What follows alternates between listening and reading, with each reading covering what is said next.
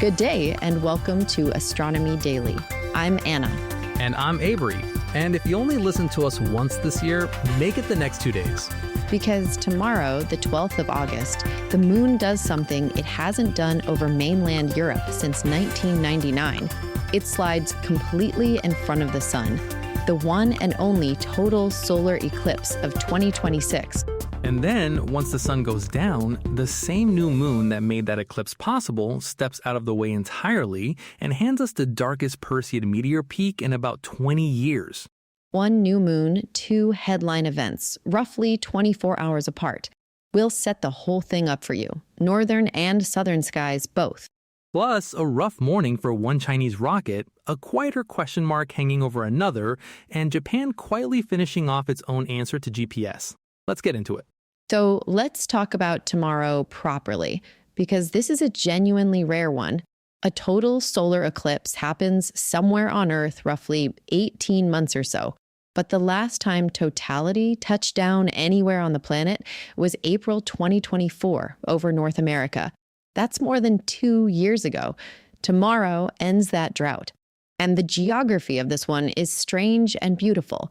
Most total eclipses race roughly west to east across the middle of the globe. This one goes over the top of the world. The moon's shadow first touches down in the far north of Siberia, then arcs up and over the North Pole, drops down onto eastern Greenland, crosses the west coast of Iceland, including Reykjavik, and finishes across northern Spain and just clips the northwestern corner of Portugal. Totality itself is brief, at most about 2 minutes and 18 seconds right on the center line. Blink and you miss it by eclipse standards. But the setting more than makes up for it, because in Spain, the sun is hanging low in the west, close to the horizon, in the last light before sunset. Imagine the sun's corona flaring out over a Spanish skyline at dusk. That's the image people have been planning trips around for years. Now, before anyone in the Southern Hemisphere gets their hopes up, let me be straight with you, because we always are on this show. This eclipse is a Northern Hemisphere event, full stop. Totality is only over Greenland, Iceland, northern Spain, and that little bit of Portugal. A much wider slice of the world gets a partial eclipse, parts of North America, especially eastern Canada and the northeastern United States, will see the sun take a bite low in the sky near sunset. But here in Australia, we see nothing at all. So southern listeners, stay with us. Your night is coming later in the show, and it's a good one. Here's the scale that gets me, though. Add up everyone who falls under at least a partial shadow tomorrow across Europe, North Africa, Northern Asia, and much of North America. And you're talking on the order of 1 billion people who can, in principle, look up and see the moon and sun overlap. One event, 1 billion potential witnesses. And it's not just a spectacle, it's a working day for scientists. Those couple of minutes of totality are one of the only times we can study the sun's corona, that faint outer atmosphere, directly from the ground. Space agencies and observatories along the track are gearing up. The European Space Agency, for instance, is running a live broadcast from the Javalambre Observatory in Spain, stitching together telescope feeds and drone footage so that even if you're nowhere near the path, you can watch totality as it happens. The ever-reality is the weather, of course. It always is with eclipses. Greenland is remote and cold, but the air coming off the ice sheet actually tends to clear the skies, so the odds there aren't bad. Iceland is Iceland. It could be crystal clear or socked in with cloud, sometimes within the same hour. And Spain has the best of both worlds for most travelers. Reliable late summer skies, and the roads, airports, and towns to actually get people into the path. That's why the bulk of eclipse chasers are converging on Spain and Iceland tonight, watching forecasts like hawks. We'll give you the exact viewing times for the path and for North America in the Skywatch at the end. For now, the headline is simply this: after 27 years, totality is coming home to Europe. And whatever the sky is doing where you are tomorrow, it is worth a look. It really is. And from something rising to something that came down the hard way. So yesterday was, by any measure, an extraordinary day for launches. 4 flights across 3 countries inside about 12 hours. And China opened it with a hard one to watch. The Long March 7A, that's a state rocket from the big state contractor CASC, lifted off from the Wenchang launch site on the island of Hainan.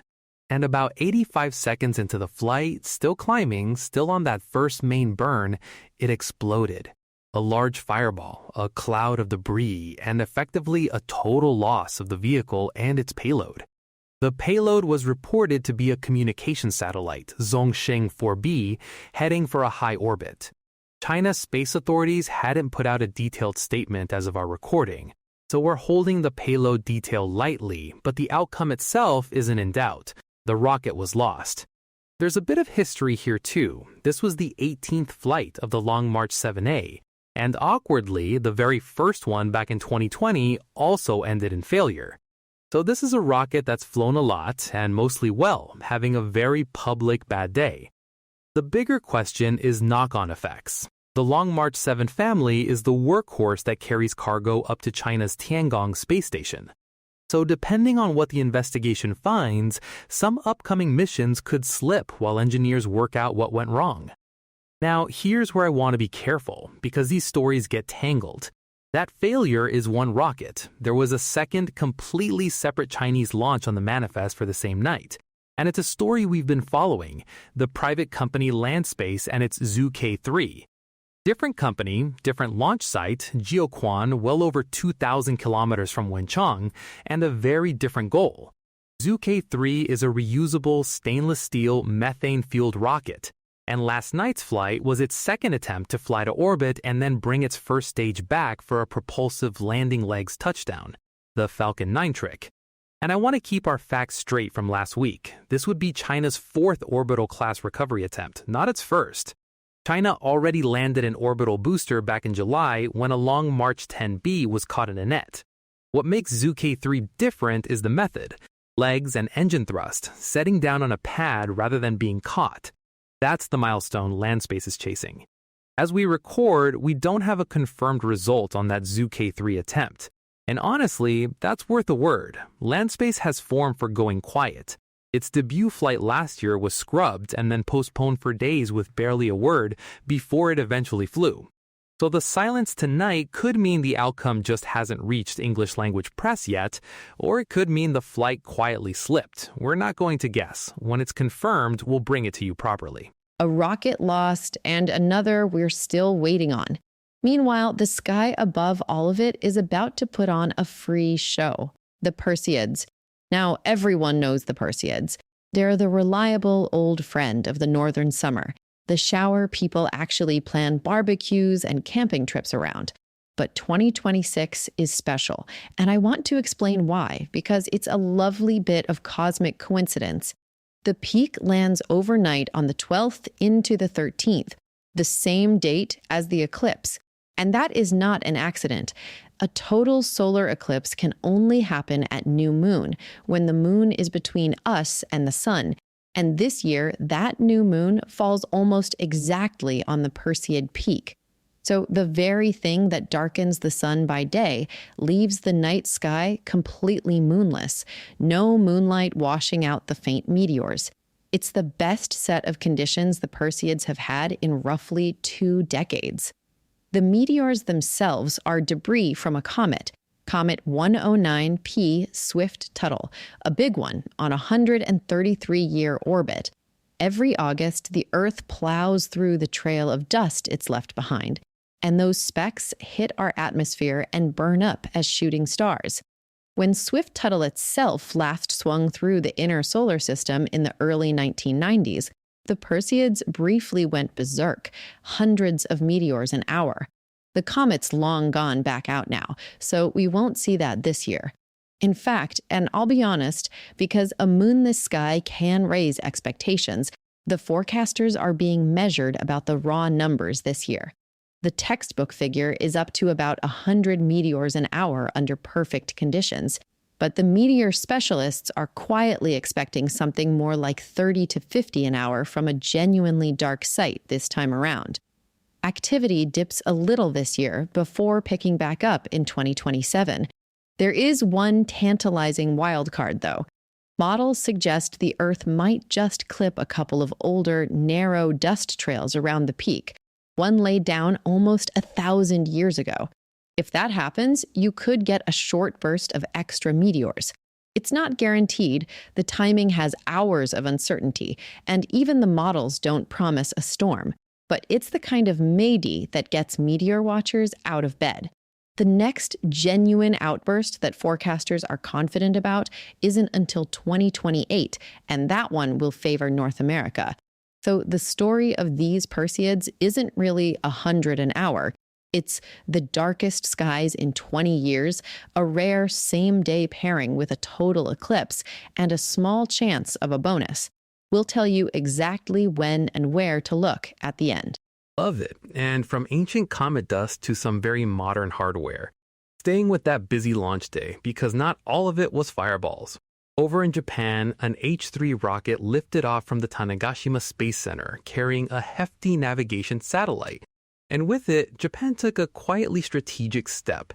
The satellite is called Michibiki No. 7. Michibiki meaning guiding or showing the way.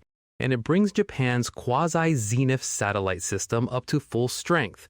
That's a bit of a mouthful, so here's the idea. Most of us rely on America's GPS. It's brilliant, but in a place like Japan, narrow streets, high-rise canyons, steep mountains, GPS signals can get blocked or bounce around and throw your position off. Japan's fix is clever. These quasi-zenith satellites fly in looping orbits that keep at least one of them almost directly overhead, near the zenith, over Japan and the wider Asia-Pacific at all times. A signal coming straight down is much harder to block than one coming in low across a skyline. So Michibiki sharpens and reinforces GPS from directly above, getting positioning down to remarkable precision. With this launch, Japan has the satellites it needs to run that system as a full standalone service. And the strategic point is resilience. Japan now has its own regional backbone that keeps working even if it can't lean entirely on someone else's system. In a world where navigation underpins everything from farming to shipping to your phone maps, quietly owning your own overhead layer is a big deal. And there's a neat little footnote. This satellite is also carrying a hosted American payload, a space surveillance camera built for the U.S. Space Force. So a Japanese navigation satellite is quietly doubling as a U.S. space watching sensor, which tells you how closely the two allies now work together up there. Not a fireball, but arguably the most consequential thing that flew all day. From satellites that tell us exactly where we are, to the oldest navigation tool there is, the sky itself. Let's get you outside. This is the practical bit, and we're doing both hemispheres as always. Northern friends, you've got the doubleheader. Southern friends, hang on, your turn is coming and it's all yours. First, the eclipse. The timings. The moon's shadow sweeps through in the late afternoon and evening European time. In rough universal time, totality begins up in the high Arctic, a little before 17 UT, reaches greatest eclipse around 1746 UT, and finishes over Spain and Portugal by about 1834 UT. On the ground, that means Iceland sees totality in the late afternoon, Spain sees it in the early evening with the sun low and close to setting. North America, you're getting a partial, not totality, and it's a low in the sky near sunset affair for eastern Canada and the northeastern United States. The further northeast you are, the more of a bite you'll see. Further west, and it fades out. And now the rule we never, ever trim. A partial eclipse is not safe to look at with the naked eye, not for a second. You must use certified eclipse glasses or viewers that meet the ISO 12312-2 safety standard, or watch by indirect projection, like a simple pinhole. Ordinary sunglasses, smoked glass, phone cameras, none of that protects your eyes. The only moment it is ever safe to look directly is during total totality itself, and that only happens inside that narrow path in Greenland, Iceland, and Spain. Everywhere else, glasses on the whole time. Please look after your eyes. Then, after dark, the Perseids. For the Northern Hemisphere, the peak is overnight on the 12th into the 13th, and with no moon at all, conditions are as good as they get. Best viewing is after midnight, from roughly 2 a.m. until dawn, when the shower's radiant climbs high. Get somewhere dark, lie back, give your eyes 20 minutes to adjust, and don't stare at your phone. Realistically, 30 to 50 an hour from a dark site, more if that dust trail wildcard comes off. Now, Southern Hemisphere, this is yours. 2 bits of bad news, then the good stuff. You can't see tomorrow's eclipse, and the Perseids barely clear the horizon for us because their radiant sits low in the north. So don't stay up chasing them from Sydney. Instead, look before dawn. The pre-dawn eastern sky right now has a lovely lineup of planets strung along it, a genuine naked eye treat, no equipment needed, and much better placed for us than for the north. In the evening, brilliant Venus is your beacon low in the west after sunset. And for anyone with binoculars, Comet 10P Tempel 2 is still tracking across southern skies, a soft little smudge that rewards a dark sky and a bit of patience.